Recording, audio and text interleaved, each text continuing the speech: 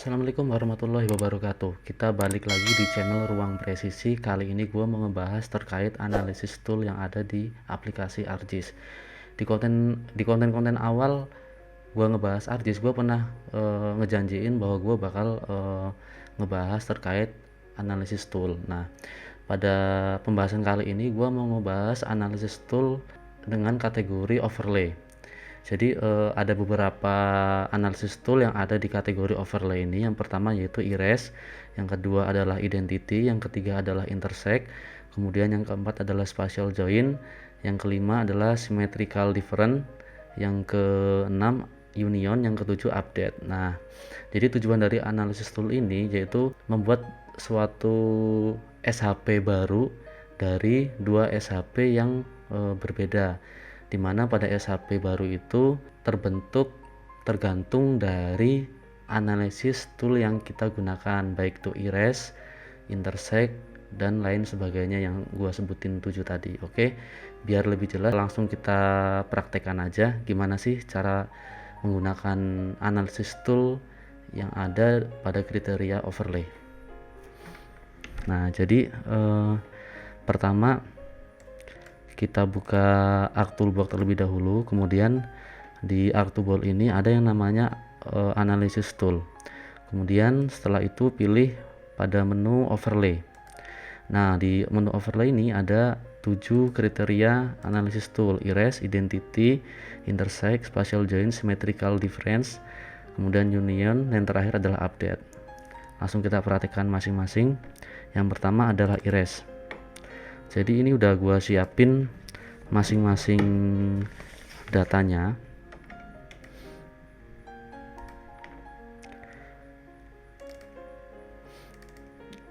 Nah, di sini ada data Kecamatan Bogor dan sungai. Jadi input feature-nya yaitu Kecamatan Bogor. Kemudian erase feature-nya adalah sungai. Nah, kita buat di outputnya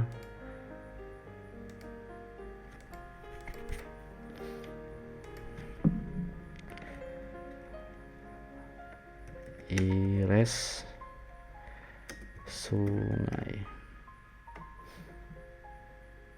Bebas sih sebenarnya penamaan ini ya, terserah. Kemudian kita klik OK.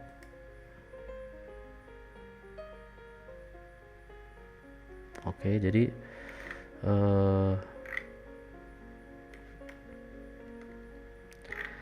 ini ada layer sungai. Harusnya sebelumnya kita input dulu ya biar lebih jelas. Kecamatan Bogor, kemudian ada sungai. Nah, jadi ini adalah sungainya.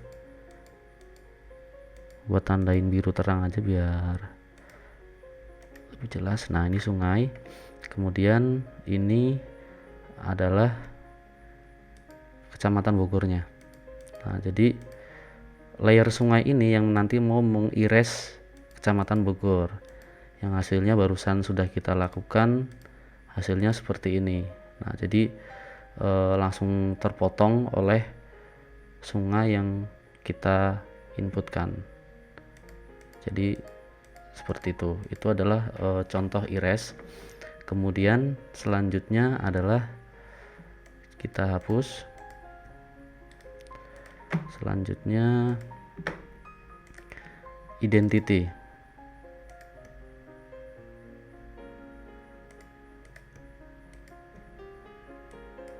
Nah, identity ini ada sungai yang sudah gua buffer dengan radius 50 meter. Nah, jadi kalau misalkan kita input sungai sebelumnya, nah sungainya selebar ini. Ketika gua buffer jadi seperti ini. Nah, jadi intinya nanti coba kita buka di identity ya. Nah, di identity ini contohnya, misalkan ada input bidang seperti ini, kemudian identity feature-nya berbentuk circle seperti ini, maka hasilnya akan seperti ini ya. Jadi wilayah yang di luar dari identity pada input feature-nya maka akan hilang. Oke, langsung kita praktekkan ya. Input feature-nya yaitu kawasan percobaan, kemudian identitinya adalah sungai.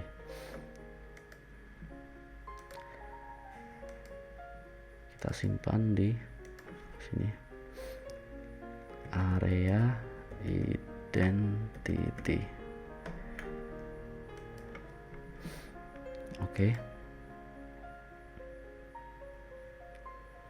Nah, jadi sungainya itu bergabung dengan area kawasan. Misalkan kita, jadi ini sungai, ini area identitinya. Jadi dia bergabung seperti itu. Nah, tapi untuk area identity, sungai yang di luar area kawasan maka dia tidak maka dia tidak tergabung dalam save file yang terbuat. Nah, jadi seperti ini. Nah, seperti itu. Seperti contoh dari area identity yang pada saat kita klik menu identity, jadi seperti ini. Oke. Nah, jadi di sini bisa ketahuan tujuannya mengapa gue contohkan sungai, agar lebih mudah untuk untuk mencontohkannya di praktik-praktik secara umum. Jadi wilayah sungai yang terkena buffer 50 meter, radius 50 meter itu ada beberapa bangunan yang terkena pada radius tersebut. Misalkan untuk pengelolaan wilayah area pemukiman yang rawan terjadi luapan banjir dari sungai. Jadi untuk contoh penggunaannya seperti itu ya. Jadi itu identity. Kemudian kita lanjut kita lanjut di intersect. Kita masukkan terlebih dahulu intersect.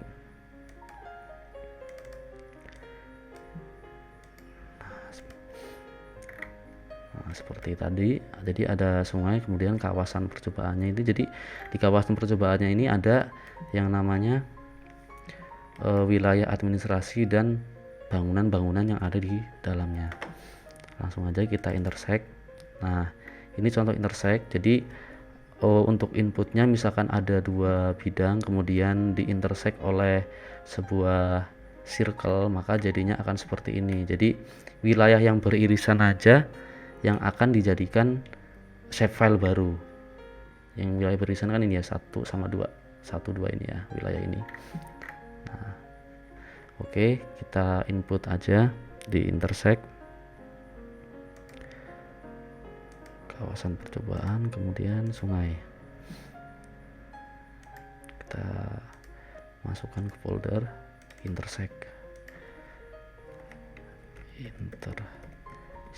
area.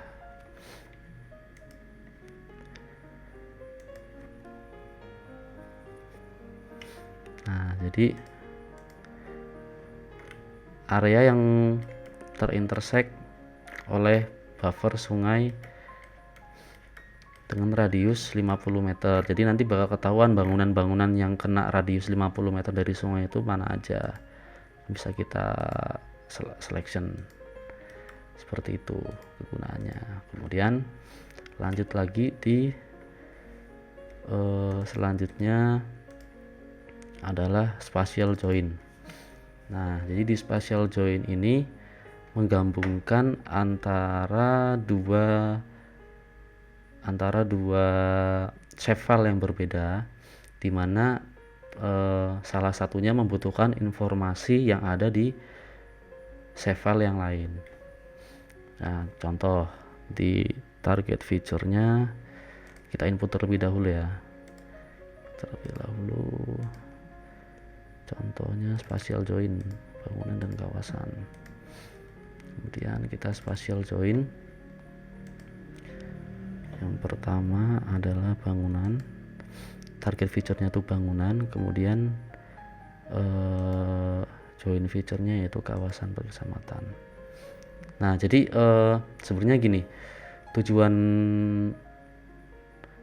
tujuannya dari spatial join antara bangunan dan kawasan 4 kecamatan ini, misalkan contoh, jadi gua pengen di informasi yang ada di bangunan ini, di layer bangunan ini terdapat informasi nama kecamatan. Nah, nanti bisa kita deteksi bangunan mana aja yang berada di kecamatan A, begitu juga bangunan mana aja yang berada di kecamatan B. Jadi gue pengen tahu misalkan di kecamatan B bangunannya yang mana aja.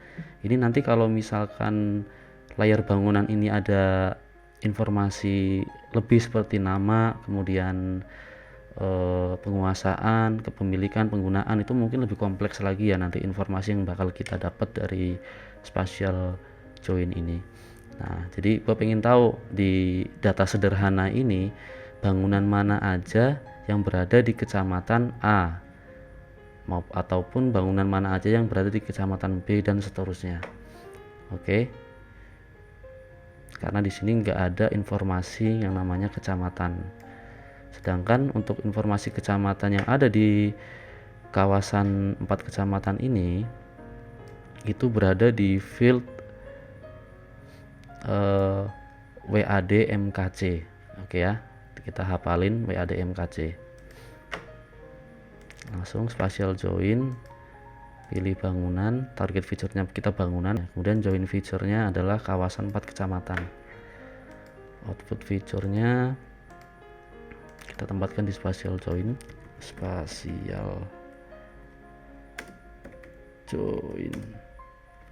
area.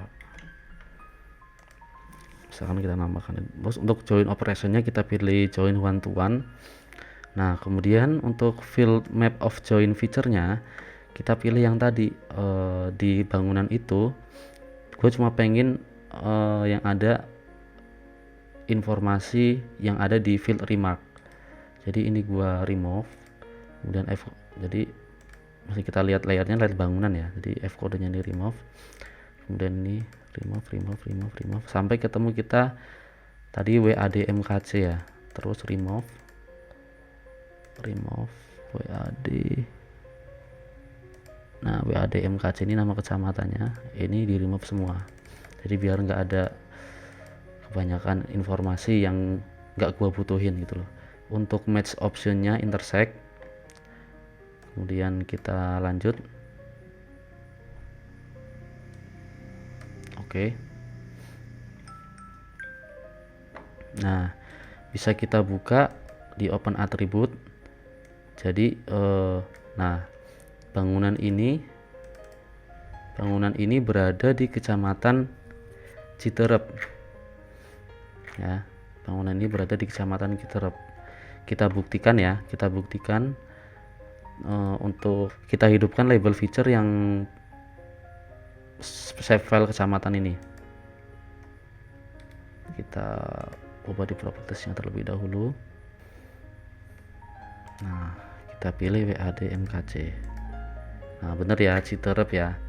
Jadi memang bangunan ini berada di kecamatan Citerep. Kita buktikan lagi. Coba misalkan ini harusnya Kelapa Nunggal.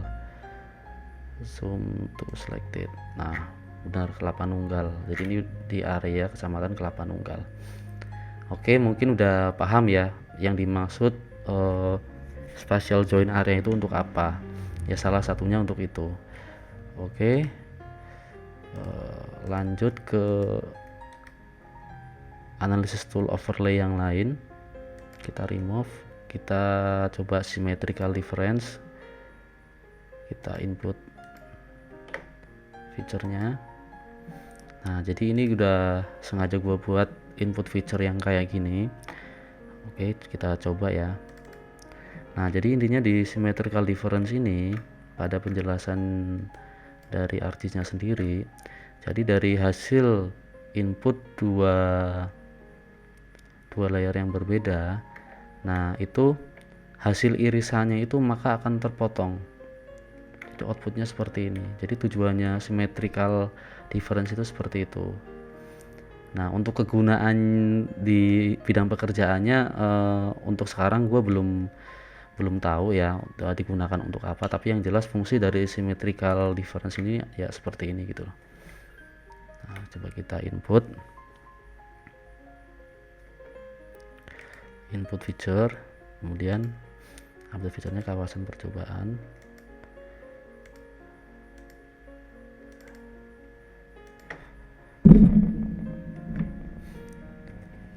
Symmetrical area. Kita oke saja. Nah, jadi hasilnya seperti ini ya. Nah, kawasan yang area yang beririsan maka dia akan terpotong. Jadi intinya symmetrical area itu seperti itu. Lanjut di union.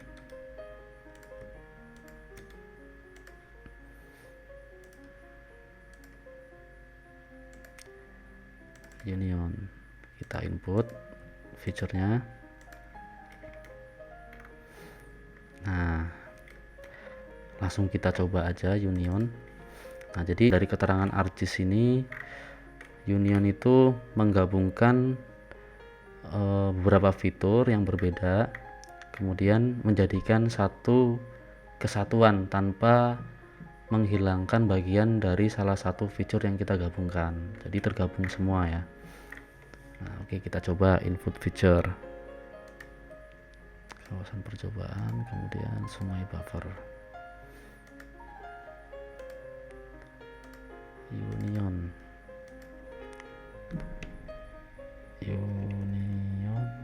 area. Oke.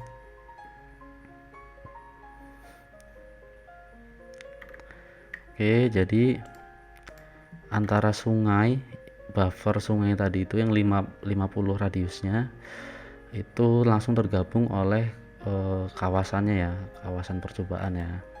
Kalau dilihat sekilas mirip dengan identity ya, sekilas mirip dengan identity. Nah, bedanya dengan identity ini nih, misalkan kita input hasil dari identity tadi ya, area identity. Nah, di area identity ini bagian terluar dari irisan itu tidak masuk dalam hasil layer barunya gitu loh. Nah, jadi bagian luar dari kawasan percobaan ini atau di luar dari irisan itu tidak tergabung menjadi satu kesatuan gitu loh. Nah, sedangkan kalau union itu tergabung jadi satu kesatuan. Oke, mungkin cukup jelas. Nah, ini yang terakhir. Yang terakhir adalah update.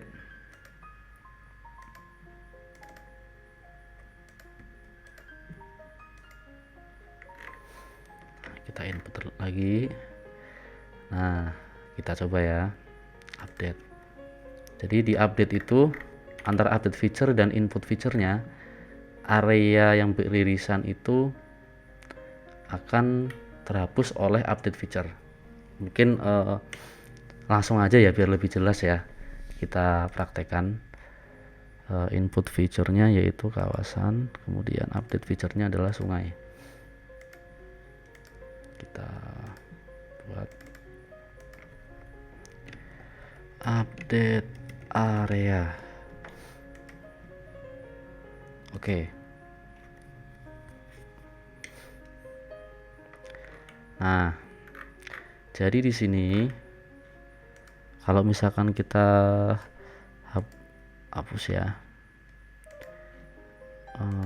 misalkan kita buat hollow merah. Nah, ini area bangunan-bangunannya itu masih ada di dalam area buffer sungai. Ini belum dilakukan analisis toolnya ya. Nah, ketika dilakukan analisis tool update, maka area bangunan-bangunan yang ada di dalamnya secara otomatis akan terhapus oleh update tadi, oleh sungai.